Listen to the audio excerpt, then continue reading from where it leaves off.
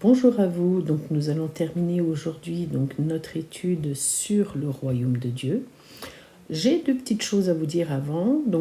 La première chose, c'est que je vais essayer de vous transmettre les propos de mon fils avec qui j'ai pu discuter de ce thème.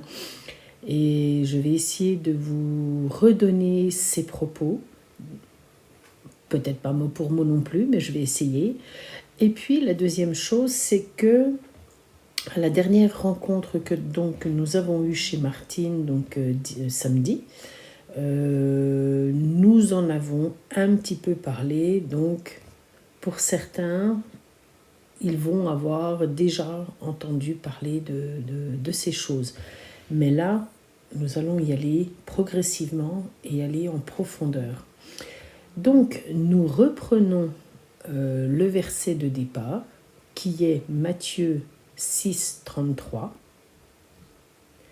Cherchez premièrement le royaume et la justice de Dieu, et toutes ces choses vous seront données par-dessus. Donc nous avons vu dans la première partie, j'ai envie de dire tout le côté pratique de ce verset, ce qu'il fallait faire. Regarder, chercher le royaume de Dieu, c'était chercher Dieu, Jésus. C'était également avoir une tente dans laquelle il y aurait des personnes, des individus. Ces personnes à qui nous avons parlé et qui ont accepté Jésus dans leur vie, et d'autres personnes pour qui nous prions et qui n'ont pas encore accepté le nom du Seigneur. Ça, c'était le côté pratique. Et nous avions vu aussi qu'il fallait élargir les cordages de nos tentes. Maintenant, je vais vous poser une question avant de poursuivre.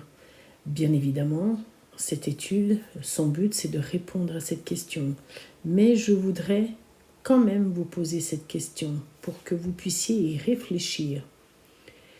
Nous voyons le côté pratique, mais j'ai envie de dire, à votre avis, qu'est-ce que Dieu cherche réellement? Et, en cherchant le royaume de Dieu, qu'est-ce que nous devrions faire vraiment dans la profondeur des choses? Maintenant, ce que nous allons faire, c'est que nous avions vu le côté royaume de Dieu, donc royaume. Aujourd'hui, nous allons partir sur la définition de justice. Et ce mot va nous conduire progressivement à la réponse. Le mot justice se dit en grec dikaiosune. Il signifie état de celui qui est comme il doit être, acceptable par Dieu.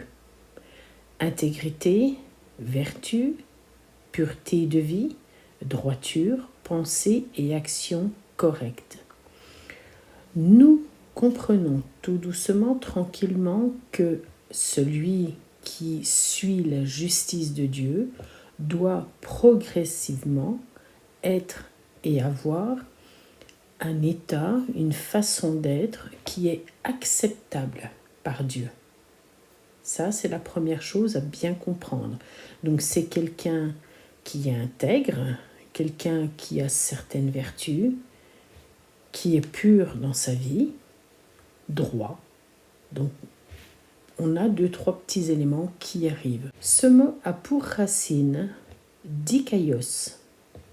Dikaios signifie droit, juste, vertueux, gardant les commandements de Dieu, ceux dont les pensées, les paroles, les actions sont entièrement conformes à la volonté de Dieu, qui n'ont pas besoin de modifier leur cœur. Souvenez-vous, nous avions vu, lorsque nous avions parlé du pardon et de la guérison, nous avions vu que le pardon, le mot pardon, kofer, signifiait demander pardon pour les pensées, ce que la tête pense, ce que la bouche dit et ce que les mains font. Nous retrouvons dans cette définition d'Ikaios ceux dont les pensées, les paroles, les actions sont entièrement conformes à la volonté de Dieu. Nous y arrivons tout doucement. On arrive progressivement à un caractère, un état d'esprit, une façon d'être qui arrive progressivement vers ce que Dieu demande. Mais ce n'est pas fini. Maintenant, nous allons nous demander comment nous pouvons mettre en place toutes ces choses. Quel est le moteur de notre vie? Qu'est-ce qui va faire que nous serons de plus en plus droits, de plus en plus justes, de plus en plus acceptables par Dieu? Quel est notre moteur? Et pour cela, nous allons prendre un verset dans la Bible et parler de David. Donc le verset 1 Samuel 13, 14 est un verset où Dieu parle à Saül et il lui dit certaines choses qui sont pas très belles pour lui, mais ce sont les conséquences de ses actes. Donc Dieu dit, et maintenant ton règne ne durera point.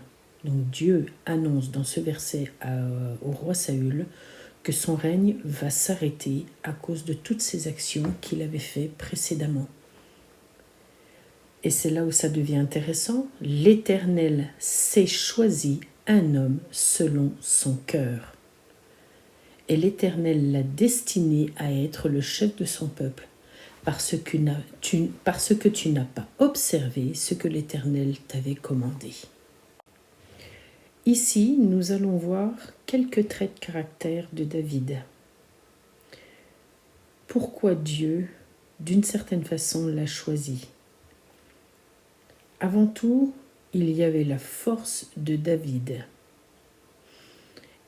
Il y avait la confiance de David. L'amour de David, l'humilité de David, l'intégrité de David. David demandait pardon à Dieu lorsqu'il se trompait. David adorait Dieu par ses psaumes avant tout. Il lui faisait des louanges, des adorations, mais ce n'était pas tout. Parce que tous les traits de caractère que nous venons de citer, ce sont les traits de caractère qu'un enfant de Dieu devrait avoir pour Dieu. Alors j'ai envie de vous poser la question suivante. Qu'est-ce que signifie vraiment être selon le cœur de Dieu? Et c'est là la véritable question de départ. Nous y venons tout doucement. Je vais arrêter là donc cette partie et nous poursuivrons la prochaine fois. Je vous laisse avec cette question et que vos cœurs parlent. Voilà, je vous fais de très gros bisous, je vous dis à très bientôt. Que Dieu vous bénisse.